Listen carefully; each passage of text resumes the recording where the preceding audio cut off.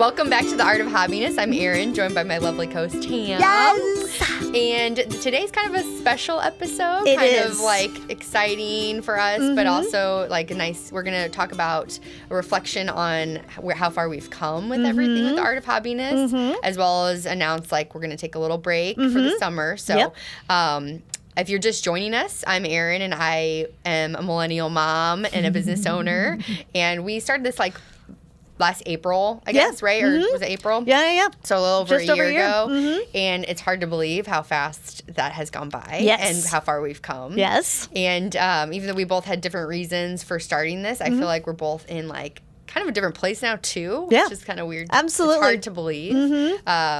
So I don't know, I'm going to tell a little bit about your journey. Yes. So, again, I'm Tam, and I am a high, performing mom in my business world, in healthcare. And then I have 2 children, and I had a bit of a moment where I was getting, struggling to figure out who I was. I didn't have, any things that were just for me. My identity was a mom and a wife, and I really struggled with that. I really wanted to find something that was just my space, not to be confused with MySpace from The 90s. Okay. Got it. But I wanted a place that was just for me, that was allowing me to embrace self-care and fight some perfectionism that I was really struggling with. And you and I used to do brunches about it and talk about it, and in the end we were just kind of like, maybe we need a hobby. Yeah. And so we created this podcast as kind of like a diary, a public diary, to help us hold accountability, to share the journey together, I think was another one. Definitely. And I think too, to share our journey with everybody and Yeah. hopefully be an inspiration to other women that feel the same way as we do. Yeah, we were trying to find a community. Yeah, exactly. And so I think one of the things that we learned right out of the gate was that the podcast was our hobby. Yeah. We found it kind of accidentally on purpose right out of the gate, and we love it. And so, one of the things that we constantly preach on this podcast is how, hobbies are supposed to be there to bring you joy, and they're supposed to continue to help grow you, right? But that also you have chapters in your life in which you're allowed to take a step, take a beat, walk away from anything, and then come back to it at any point in time. Yep. And so, it's getting to the summertime, and I think we're ready to take a little summer vacation and finally wrap up season 1 That's right. of the Art of Hobbyness. Yeah. Oh, but we have a season! I know, it's hard to believe. This is so awesome! So what we just thought we would do is kind of do like a little wrap-up episode that kind of just reintroduced ourselves, talked about, some of our highs and lows of the season, and then, I said close it up and announce when season 2 will be here. Yeah. So what would you say would be one of your highest points of this season this year, Erin? I mean, I don't know if there was like a high point in the sense of like, I don't know, the tippy top of a mountain or anything. There were no high points spending time with me. Yes. I guess I was looking at it a different way. Like, I was wanting to make it all about me. I gotcha. Yes. So no, obviously every recording session was like the high point, and hanging out with you, definitely. Always the joy to my life. Well, what about, I'll think of one that I was curious if this would you consider your high point is, when we first started this hobby journey and self-care, we both kind of thought that we would tackle it as diving into a new hobby every month and trying something new. And you actually kind of discovered along the way that wasn't true. your journey. Yeah, that's true.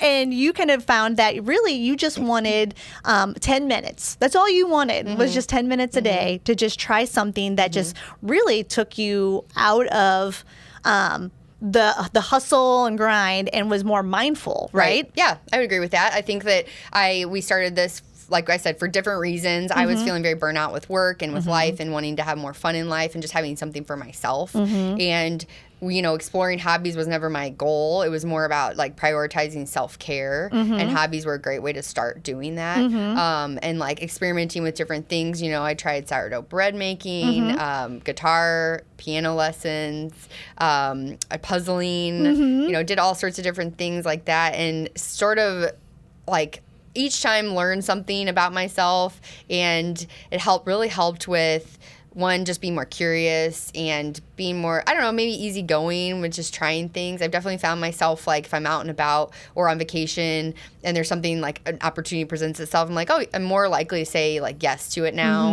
And, but yes, to answer your question, I feel like I've gotten to the point where I found a few things that I really, like, enjoy doing every week and that fill my cup. And it has really changed my mental health and outlook on life, and really helped pull me out of some of those negative emotions I was having over a year ago. I just feel like a lot more positive, I guess, having those things for myself, and also I think we both have gotten much, much better about prioritizing our like self just in general, and our time, and being okay with taking the time for ourselves, right? And so I think that it's just been positive all around, and it's not like, I don't know, it's just been fun and easy, and I guess that's how hobby is supposed to be, right? Right. Well, okay, so I know that you said it's been positive all around, but I can think of at least one low point for you. Oh, okay, what was that? It was right out of the gate, and it was sourdough baking. Well, that's true.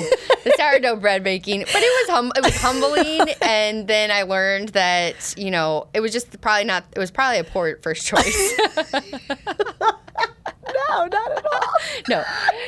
It was good. It was just overly ambitious for my first one. I don't know if it was overly ambitious. I think it just, it really documented, a really good starting point of where you were. You know what I mean? I think it gave the perfect example of where you were at in a place. And it was, that toxic perfectionism, that was heavily ingrained in us. And I think you would even say yourself, as far as how you managed your home, including your children with those types of learning skills. And I think, it was, like you said, it was a very big, humbling moment that made you be like, okay, if I'm going to do this, let's really think about this. So I think that one, even though, true. Okay, sure, technically, I'm claiming it's true, I proclaimed for you that's true. I can agree with that. But I feel like it was a great starting point to really give the audience an idea of who you were currently as that person. Yeah. And I, as your friend and as your co-host of this show, I can't even tell you how much it's been exponential growth for you. Oh, that's nice. When we got to your episode where you were like, I know who I am, I know what I want my hobbies right now. It was hard not to get emotional listening to you talk during that, because it was just so amazing to see that not only does what we're saying and preaching actually work, but it's amazing to see how it, just in a matter of a year, the change that can be made. Right. And if our listeners are intentional and truly try to embrace, what we're trying to explain as far as how the importance of scheduling self-care and using hobbies as a facilitator for that it really can work. Yeah, no, I agree 100%. So I would love to hear about your hobby journey. What were your highs and lows? Oh gosh. What are my highs and lows? I guess, are you asking because, obviously for me, it wasn't just, I just want 10 minutes, right? For me, my hobby journey has been I really enjoy trying new hobbies. Right. And I just want to get in there. And do you still feel that way? You feel like you just the momentum just keeps going? And I don't want to stop. Yeah. I feel like so then, okay, if I look at it in that sense, I would say my highs would be, I feel like I have found a new line of curiosity that I don't think I had before. I think I'm somebody who likes to know the why behind stuff, but I guess I just did that. I just wanted to hear the why, and then that was as far as I went with it, right? Whereas hobbies gave me an opportunity to try something, and it just made me more curious. And I feel like it's growing me as a person, mostly to meet friends. Yeah. I always talk about how I feel like it's hard for millennial mom to meet friends. How do you meet friends? Yeah. I watch my kid and she just walks up to somebody and is like, we have the same shirt. Let's play. Yeah. It's well, that seems so simple. Well, now, exploring different hobbies, it gives me a little bit of something that I can kind of reach out to people and be like, oh, you're here with your kid playing on the playground. Our kids seem to be getting along great. What kind of hobbies do you do? Yeah. And having all the different hobbies so far that I've tried. I've tied flies. I've done magnet fishing. Calligraphy. I've done calligraphy. I've done air dry clay. Window painting. I mean, I feel like I really diversified what I tried. And so I feel like if I haven't tried the exact hobby somebody has, I've done something in a similar arena that allows me to talk to them. Yeah. So I guess it's twofold. It helps me make friends and it helps me be more curious. And I think, too, another thing I've noticed is that, well, I don't know if you, I mean, when you originally started, a big part of your mantra was that your husband has 8 hobbies and you have none. Yes. And that was creating some resentment in your relationship, oh, right? Yes. And now I feel like that has been squashed, right? That's gone now. Oh, my God. I feel like, and, it's so funny you bring that up because we were just talking about that because I was, I was like, okay, it's a year in review. Yeah. Like, let's talk about that.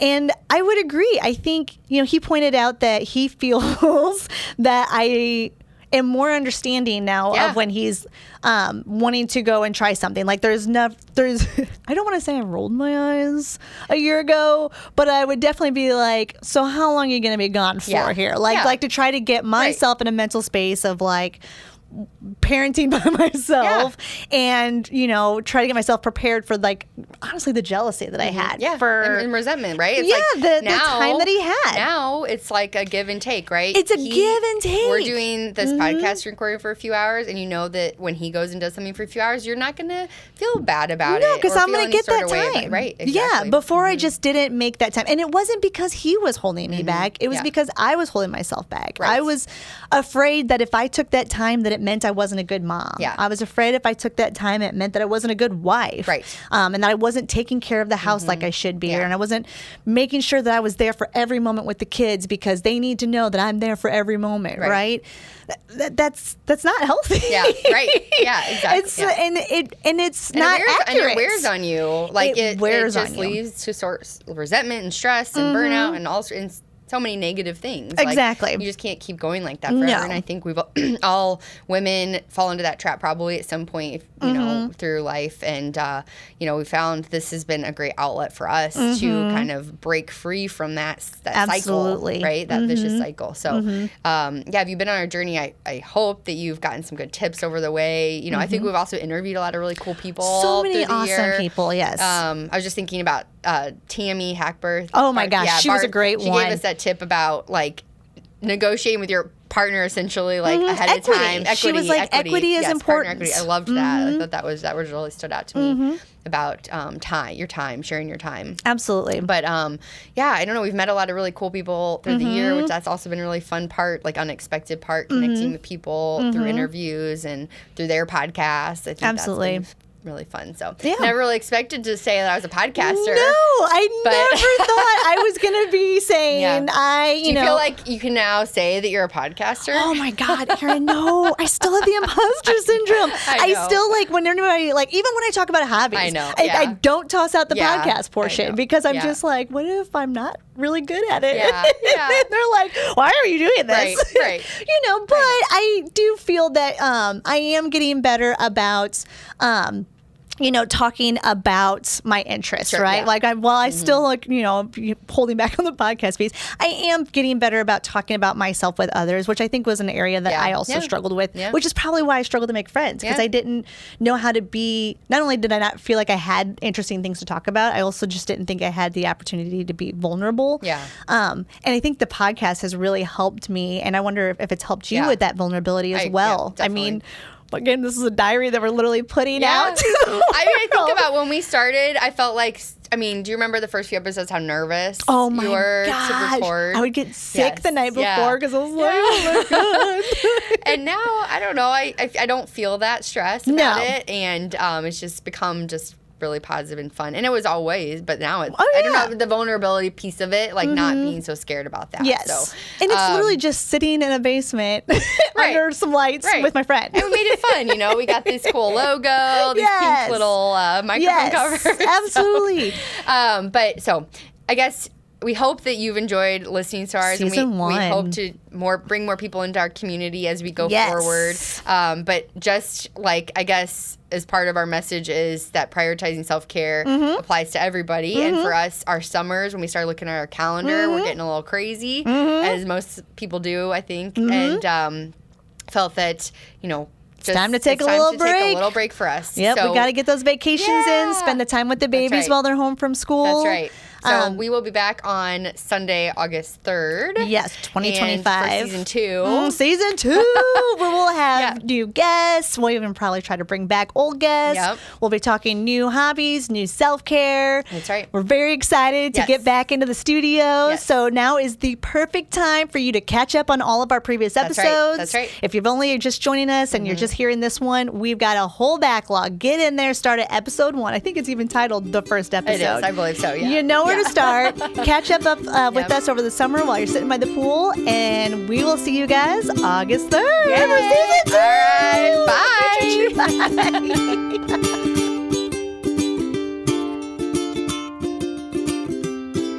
Thanks for listening to The Art of Hobbyness. Be sure to leave a review and rating.